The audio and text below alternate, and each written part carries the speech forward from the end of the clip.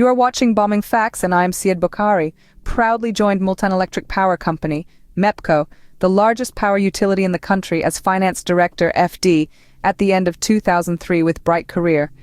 Years hard work, reforms, capacity building transformed the utility and prepared it to run fast on the road to progress.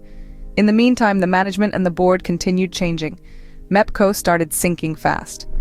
A thorough study identified many areas but squarely held corruption responsible for the downfall of this leading monopoly. After long and deep thinking, decided to rescue MEPCO, so declared war against corrupt mafia. It was a very tough fight ahead. Law, rules and systems locked in, honesty, merit and fiduciary locked out, mafia in control, corruption on the rampage, MEPCO a sea of public money, pirates on the ransack, one gang with billions go out, other to repeat come in. A total lawless situation as over a dozen armies of watchdogs and regulators built to fight corruption, save public money and promote good governance and best practice nowhere to be seen. In such a situation, fight against corruption was in fact a jihad to save MEPCO from bankruptcy, state from default. Just a small example fully explains how massive corruption brought the utility to its knees. After years' battle at different forums, freed MEPCO from an organized dacoity, saved billions. But corrupt mafia in the meantime managed to move more than 3 billion rupees to the frontman under the cover of power purchase without getting a single watt. The greed did not stop there. Time witnessed corruption world record in the making. MEPCO suffered nearly 400 million what can only be termed as bonus on dacoity.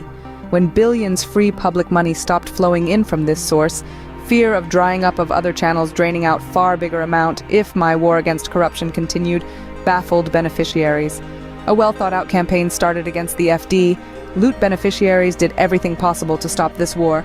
Removal from board meetings, bogus inquiries, frivolous complaints, character assassination in media are some of them.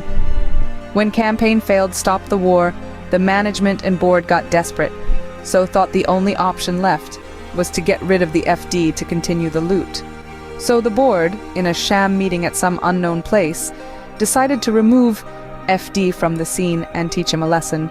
The finance director, on saving billions and exposing and frantic whistleblowing on the biggest financial scam, was at the gate in the middle of night without a penny, frontman on MEPCO board. This was like removing the guard and handing over coffer's key to the thief. The worst ordeal started. Savior of billions of public funds moved from one agency to other, from one court to other, and from one city to other for unending 7 years. What I faced on saving billions, looters of billions from MEPCO, terrorists killing thousands innocent, worst enemies of the state, did not. This shows as if we're living in a country enemy of the friends, friend of the enemies.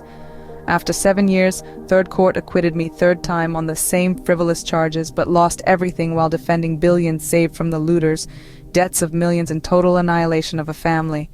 The worst ordeal ultimately compelled me to sell the only asset left, my house at throwaway price to clear debts. Pakistan, heaven for looters, hell for saviors. On the other hand, after removing FD, the only hurdle on the way, MEPCO was looted like enemy property. Now the front man was on MEPCO board, so safely moved another 1.4 billion rupees to the front man in the name of power purchase without receiving a watt. Again, the utility suffered close to rupees 300 million as bonus on this loot too, 4.5 billion loot with a billion as bonus on it. Years data mining, volumes of evidence collection and extensive research helped to compile corruption cases of billions. These cases are huge and horrifying. Any one of these can trigger earthquake even in the most corrupt country in the world.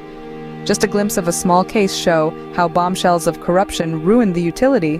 MEPCO suffered over 30 billion in just 9 years under the camouflage of one item procurement.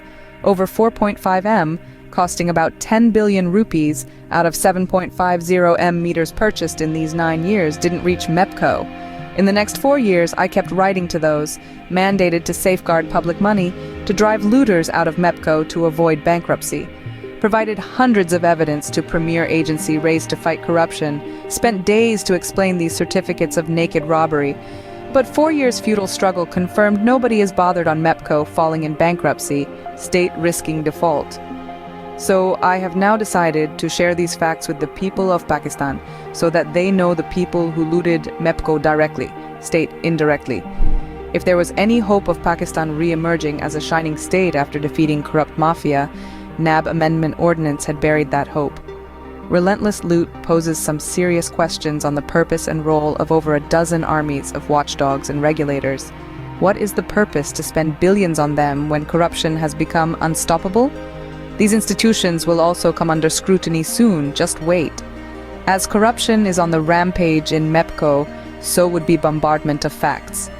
You will see MEPCO headquarters is not the principal office of a power utility. It's a den of dacoits, one gang leaving, other coming in. Recently, when US dollar got out of control, those in power at MEPCO also went of control. Whatever small hurdles left removed, transparency lamp blown off, attacked MEPCO funds in total darkness. Now, each transaction is drying up MEPCO coffers. Just a glance from Umpteen. An equipment with maximum price less than 100 million purchased at over 220 million. A staggering over 120 million doled out per piece. 500 million on the deal. There are numerous transactions showing gang coming in beating all previous record of corruption in one go.